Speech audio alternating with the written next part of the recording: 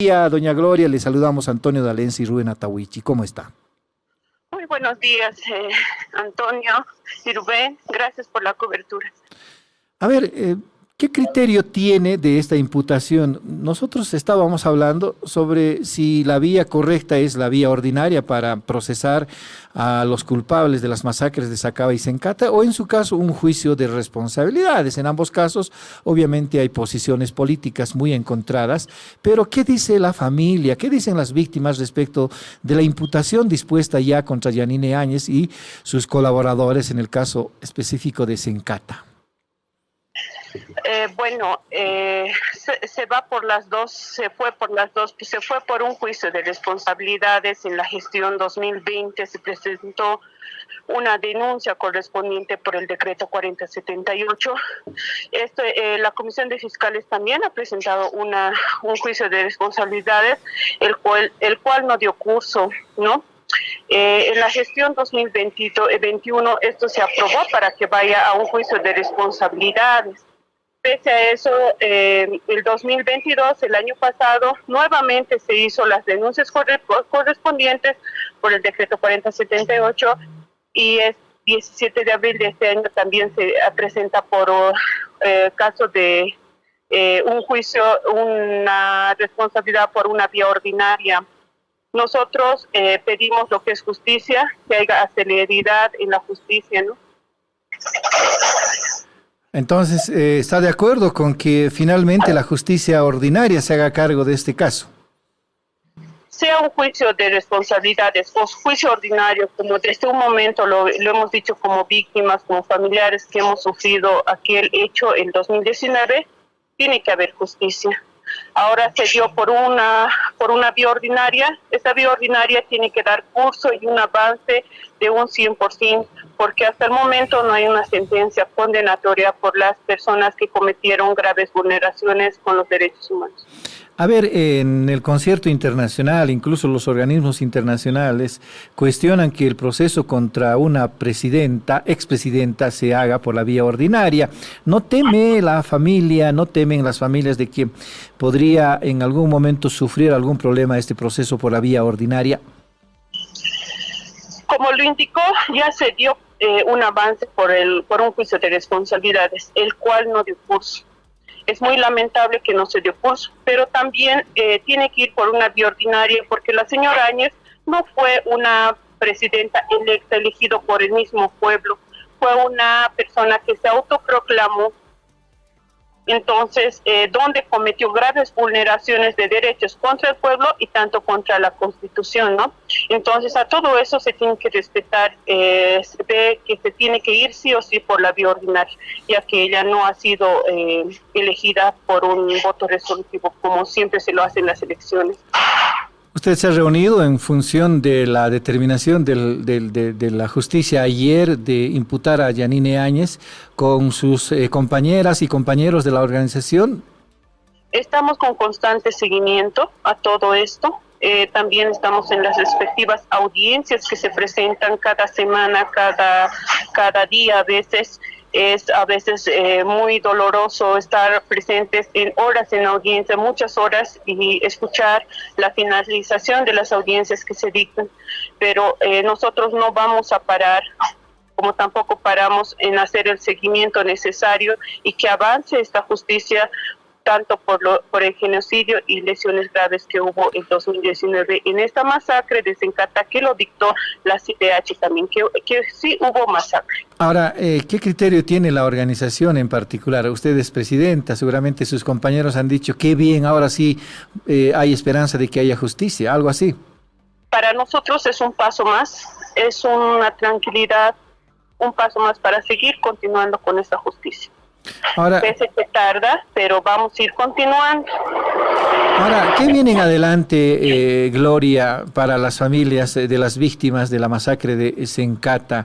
Seguramente van a ser convocadas para la presentación de pruebas, para la presentación de declaraciones, porque el proceso tiene que continuar y creo que es la vía más expedita que se está encontrando, a pesar de los reparos que pudiera haber en relación a la reparación de justicia.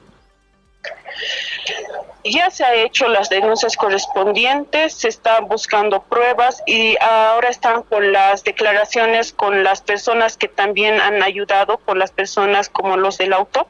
Están con esas declaraciones.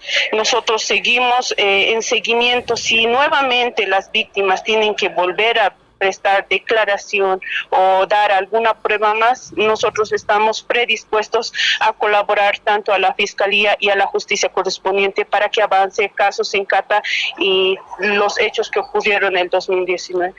¿A quiénes se señalan en este proceso, Gloria? Si bien Yanine Áñez es la principal acusada por entonces haber estado presidiendo el país y firmado el decreto 4078, ¿quiénes más tendrían que ser acusados?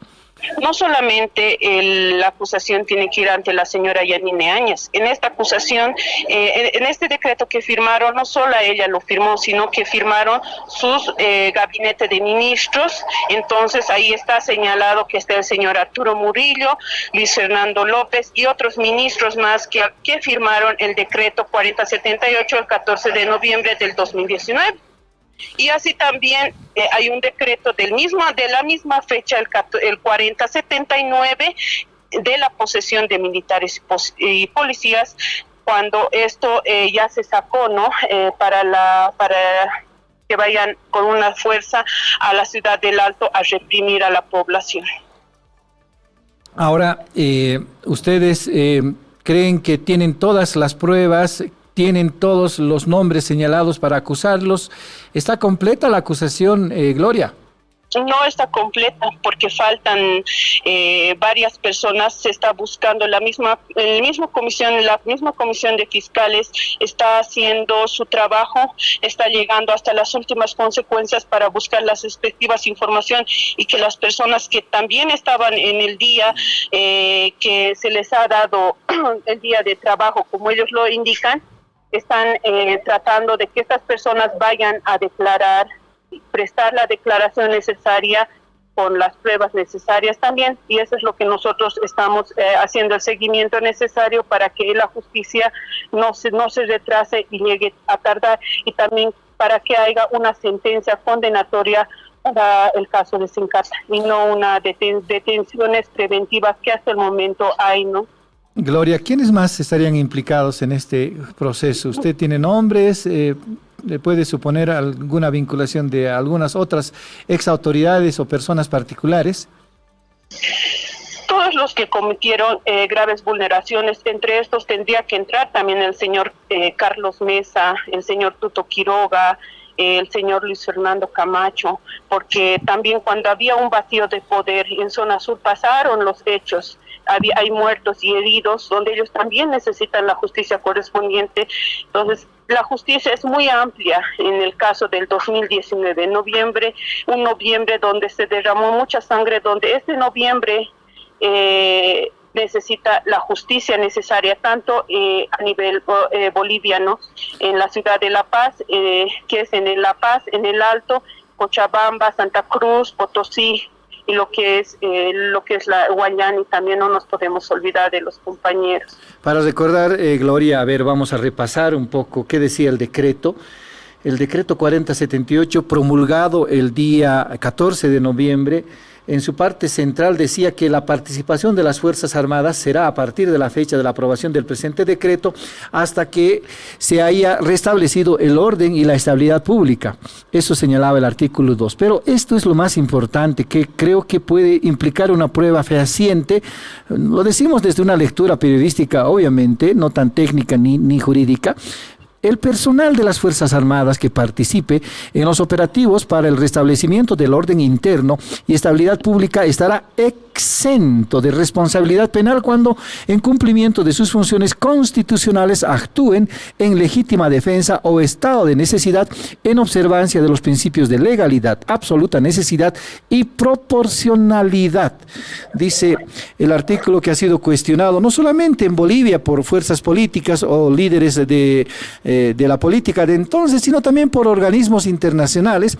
Tal es el caso que el 25 de noviembre este decreto fue anulado a denuncia de organismos de derechos internacionales y la misma comunidad internacional. A ver, ¿quiénes firmaron este decreto?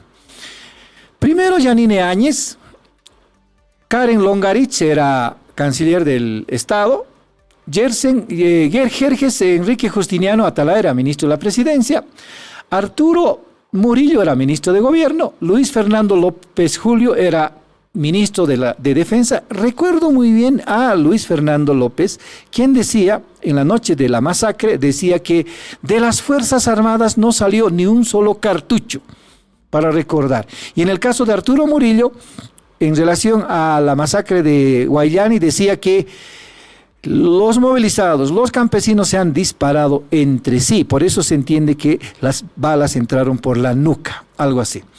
Roxana Lizárraga era ministra de Comunicación, José Luis Parada Rivero era ministro de Economía, María Elba Pinker era ministra de Desarrollo Rural, Yerko Núñez era ministro, recuerdo, de Obras Públicas. Álvaro Eduardo Coimbra fue ministro de Justicia, Mauricio Samuel Ordóñez Castillo era ministro de Minería, Álvaro Rodríguez Guzmán, ya se me fue.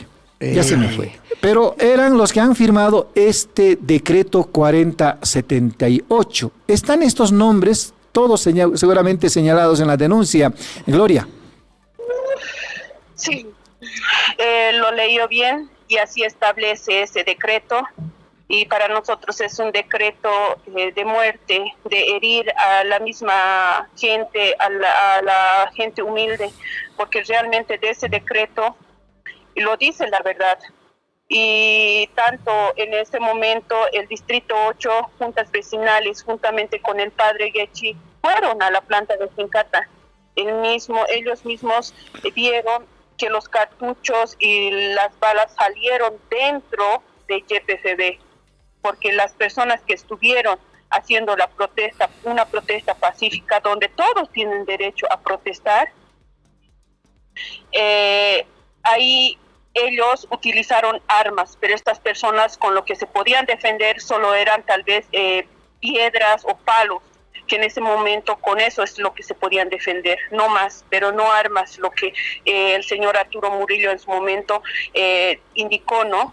Pero Dios hace justicia, vamos a esperar hasta que llegue y se dicte la verdad correspondiente, porque estos jóvenes quienes fallecieron eran estudiantes y padres que hoy en día dejaron a sus esposas con niños muy pequeños, y hoy en día ya están teniendo ya 3 años, 4 años, y van subiendo de edad, el cual no han vivido con el derecho a la familia, porque han quitado la vida a sus padres, y así también estos jóvenes que estaban estudiando han sido cortados el camino, en sí truncados el camino, y dejando a estas madres quienes sufrieron criando, haciéndoles estudiar con un dolor en su corazón, porque estas madres han sabido criar a sus hijos, y no era el momento de asesinarlos a sangre fría, matarlos, ¿no? Es una grave vulneración al derecho a la vida el que se dio en ese momento, así también aquellos compañeros que resultaron heridos, que fueron padres y hoy en día ya no tienen la misma capacidad de trabajar, de llevar el sustento a su hogar como padre, porque esas fuerzas le quitaron el 2019 al recibir la bala en el pie, en el brazo, porque hay heridos de gravedad, como el joven, por ejemplo, que fue herido y que la bala le llegó en la quijada. Él hoy en día ya no percibe los alimentos necesarios, él come alimentación, lo que le pertenece es licuado. Entonces este joven tiene 23 años, el cual en ese momento cuando fue herido tenía sus 19 años, ahora tiene que vivir con la quijada destrozada, solo tomando licuados. Un almuerzo todo licuado, porque él no puede pasar alimento ni puede masticar, porque la quijada totalmente ha sido destrozada. Y así también los compañeros que han recibido en la pierna, en la bala, no pueden caminar continuamente, porque con el frío o con el sol ellos se sienten afectados, todo este dolor que les lastimó el 2019. Vamos a intentar comunicarnos con ellos precisamente para conocer su posición respecto de esta decisión judicial. Gloria, ¿recuerdas cómo se justificó la acción militar y policial en 2019 para la masacre de Sencata? Por ejemplo, se decía que estos movilizados, si bien, digamos, estaban impidiendo la salida de combustibles para la provisión de gasolina y diésel hacia La Paz, hacia el Alto, pero se decía que estaban a punto de volar la planta. Escuchamos ese día nosotros, incluso horas y días antes, que pretendían hacer volar la planta a punta de dinamitazos. Es más, al día siguiente de los sucesos, un diario de La Paz decía que volaron el muro de la planta de Sencata a dinamitazos, cuando vemos en las imágenes que a la cuenta de 3, los movilizados volaron con puño y fuerza el puente, o diré el muro, y lo que además el GIEI ha dicho, no han encontrado restos de pólvora, no han encontrado restos de dinamita en los muros derribados. ¿Cómo recuerda estos comentarios, Gloria? En su momento también indicaba, ¿no?, el señor Arturo Murillo, y lo recuerdo bien, cuando en ese momento, bueno, en el caso de mi hermano, le dijeron, esas personas que estuvieron ebrios, son maleantes de la ceja. La misma fiscalía, los mismos forenses, el mismo día que fue el 20 de noviembre en la iglesia de Sencata, que se realizó la autopsia a estos 6 jóvenes que estuvieron envueltos en frazadas, le hicieron alcoholemia, revisaron lo que era la pólvora, el cual estos jóvenes no tenían nada. Hay un compañero, un joven, que tiene las pruebas necesarias, que tampoco estaba pues en la manifestación.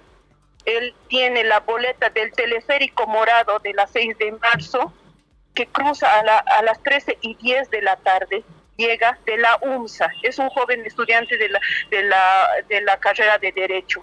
En el 3er año de la carrera de Derecho, va a su casa, vive en Sencata el joven, llega a las 6 de marzo, no hay movilidad, transita por el lugar, nadie es libre de lo que le sucede en ese día. Él tan solo por ayudar o por pasar por el lugar ha fallecido en graves condiciones. Eso es un asesinato. No pueden culpar a estas personas indicándoles que en ese momento estaban ebrios, estaban armados, porque ellos no tenían armas, solo tenían una mochila de estudiante, o como por ejemplo el señor que ha dejado 4 niños en orfandad, que venía de trabajar de la fábrica Polar, tiene la salida de su horario de trabajo, que es a las 4:10 de la tarde, se dirige a comprar pan a la esquina de Pollos Guadalupe del distrito 8 de Sencata, ahí fallece, en el mismo poste, en la misma panadería comprando su pan. ¿Dónde queda el transitar, el derecho de ser libre, de poder pasar donde se puede pasar? Pero ahí ya no tenemos libertad, porque cualquier persona nos puede matar. Entonces hay mucha investigación, todos son de estos, más que todo de esos compañeros que tienen las suficientes pruebas necesarias, porque tienen el respaldo correspondiente, que no estaban tampoco en el lugar, sino eran transeúntes que pasaban y han sido asesinados por las Fuerzas Armadas. Una pena recordar esos episodios, obviamente, una pena también que inocentes, más allá de que la policía y el ejército pudieran haberlos sindicados, hayan muerto en hayan muerto en la masacre de Sencata, ¿cierto? Que estuvieran protestando borrachos, ya, supongamos que era cierto esto, borrachos de la ceja, jóvenes borrachos de la ceja, lo que quieran llamar entonces. ¿Justifica la muerte? Uno se pregunta. Creo que con esas dudas nos vamos a quedar siempre. ¿Cómo es que las Fuerzas Armadas, al mando de un gobierno, pudieron digamos, argumentar eso para matar? Nada se justifica para el uso de armas contra una movilización. Y si es que hubiera violencia, también hay fuerzas como para detener a quien estuviera propiciando actos de violencia, pero no disparar contra ellos. Le vamos a agradecer, Gloria, por el tiempo, a ver si nos ayudan adelante a seguir escudriñando historias y tal vez pruebas también de cómo las víctimas fueron. En el informe del GIEI, en el caso específico de Sacaba, dice que hubo ejecuciones sumarias de parte de las Fuerzas Armadas, pero en estos dos casos entiendo que también hubo ejecución sumaria, pero no soy quien para determinar eso. Por ejemplo, el jovencito que regresaba de sus clases de derecho y el hombre que salía de su fábrica para ir a comprar pan cerca de Pollos Guadalupe, como nos contaba Gloria. Gracias, Gloria. Será hasta otra oportunidad. Muchas gracias, Rubén, y gracias por la cobertura brindada. Abrazos de siempre, nuestras condolencias eternas para ti, Gloria, y para también los compañeros y las compañeras de la organización.